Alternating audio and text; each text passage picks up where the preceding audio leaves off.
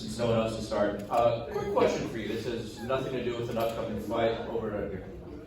Do you often go jogging in the foothills in Albuquerque? I do actually. It's one of my favorite things to do, not just for physical, but it's all, I always feel better mentally. It's kind of my mental hour. I literally thought I saw you one day when I was visiting my mom down there. Like, That's that's possible. Holly Holm. That's very possible. So, just curious, lighthearted. It's obviously been a while since we've seen you at one of these media days or press conferences or anything, so how's life been since your fight against Kevin? You know, I know that it's been one of those things where I've had some setbacks and some injuries and surgeries and things like that. I actually got some stuff really fixed, not just, I had a little time to recover. I needed it. So I am getting back to full training now, and I'm excited to get back into full swing.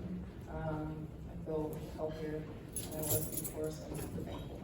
Were these things that you had to fix, were they really like hampering your like in camp and in the fights? Absolutely. Every fight you walk in with there's little injuries every fight. You go through a fight camp, you're gonna have some injuries. And there's times that you're, I don't want to say take a gamble because I'll never look back and make an excuse for anything. It's just something I felt like I had confidence in, but it definitely needed to be addressed. And it's feeling a lot better now. I'm doing great. And I'm super thankful. When do you think you do want to get back to this guy? Or when would you think you'll be able to?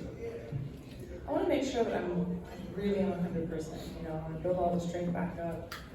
Like I said, I am just getting back to training now. So, I don't want to put a specific time, but I think, if I had to put like a serious mark, I would say like maybe 4 months. Because to have a 2-month training camp. Obviously, outside of MMA, I feel like women's boxing has never been more popular, more prevalent. Obviously, they're headlining Madison Square Garden and stuff and Katie Taylor events. So, are people now coming up to you and they're always asking, like, hey, are you gonna hop back into the ring and this and that, like since your last fight?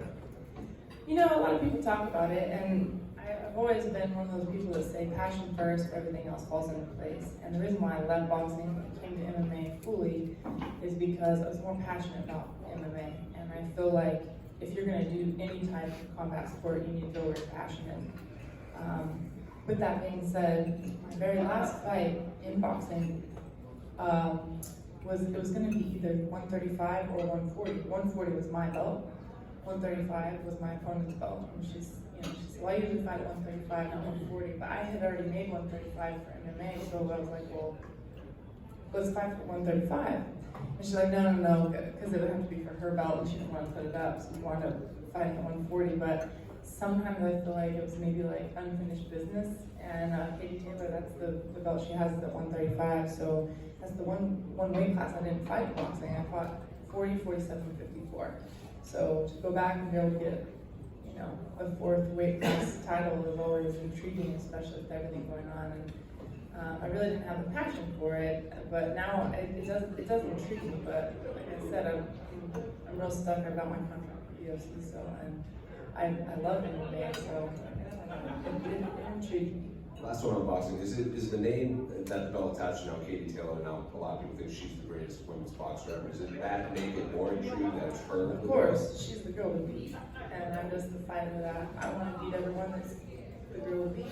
That's just what's in my heart. So there's that is, like I said, I still love the MMA. I feel like it's just, but there's a lot of, I know people are probably going to call me crazy for saying this, but people are always doing the debate of what's harder, boxing or MMA, and I have done them both. There's a few things, very few, that are maybe harder in boxing, but MMA is harder. After doing them both, it's just, boxing, you have like a set schedule, like every day is kind of based on stand-up. It's like you go in, whether you're doing mitts, whether you're doing sparring, whether you're doing sparring, whether you're doing drilling, it's all stand-up, it's all boxing. MMA is like Monday you go in, you got a grapple, Tuesday is sparring, Wednesday is wrestling. Every day is like a new focus, and there's just so much to retain, and it's, your body has to work in different ways, your mind has to work in different ways. With that being said, boxing, you have to be more creative, because I mean, there's just different things, but, A few more for me. Saturday is going to be Frankie Edgar's retirement fight, his last fight in MMA. So, were you a fan of Frankie coming into MMA? Do you have any memories of Frankie both in and out of the octagon? I think anytime Frankie fought, you know that he was going to come out there and put his heart out there, and you knew that you were going to see a performance, and you were going to see him get in there and really put his passion in there, and I have a lot of respect for him. So, I think to be able to witness a lot of these fighters that are, they've really made a mark in the sport is awesome, and I'm sure. Final one for me. Do you have any thoughts on the main event between Israel and Alex Pereira on Saturday?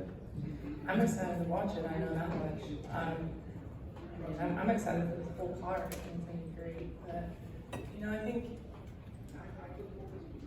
Adesanya is really hard to beat right now, but he's the most game opponent, I feel like. So I'm just excited to see what happens. Ollie, right in front of you over here. The state of the division since we last saw you compete, obviously Amanda got her belt back. What was your reaction to that in the rematch with Juliana?